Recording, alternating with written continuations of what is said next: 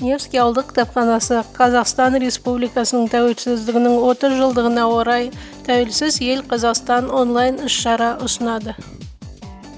Қазақстаным, тәуелсіз Қазақстаным, ақ қанат таңның көрдім мен ғажап ұшқанын, көрдім мен сенің мөп-мөлдір айдындарыңды, Алатау, Алтай, Қаратау айбындарыңды.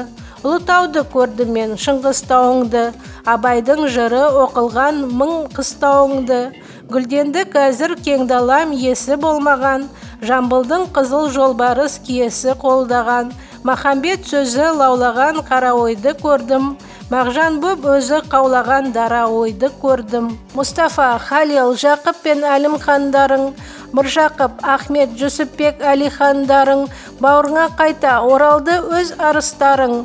Қазақстаным, тәуелсіз Қазақстаным, көне ғасыр сыр ашты, гүлге де орандың, пырағы жетті күлтегі білге қағанның, рухсыз жүдеп тұр еді жұтап даласы, қайта жаңғырды отырар кітапханасы.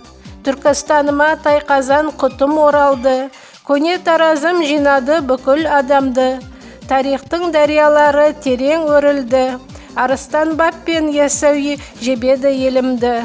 Естілді қайта жаңғырып көне сырындар, Бабыр, Фараби, Қашғари баласығындар, ұрпаққа жетті өзгермей бәз алыстағы үн.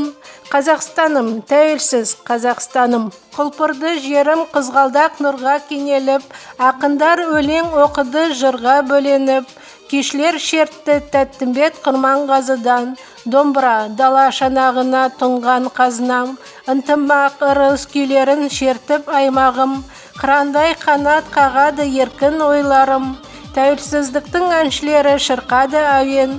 Қазақстаным, не деген тұлпар ел едің, алтын күн алтын далама құйыпты нұрын, желбіреп тұрған көк туым биік тұғырым, оралып батыр билерім хандарым ойға, іргеміз бүтін ел болдық тәубе Құдайға. Қазақстан, Астана, өзен-көл, тау-тасым енді, әлемнің барлық жанарған картасына енді, бостандығымның күн санап асқақтап әні, нұрлы болашаққа рухымыз бастап барады, ғаламға жайды аспанға қазақ ұшқанын.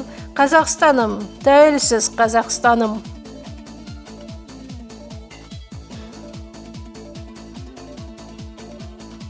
Назарларыңызға рахмет.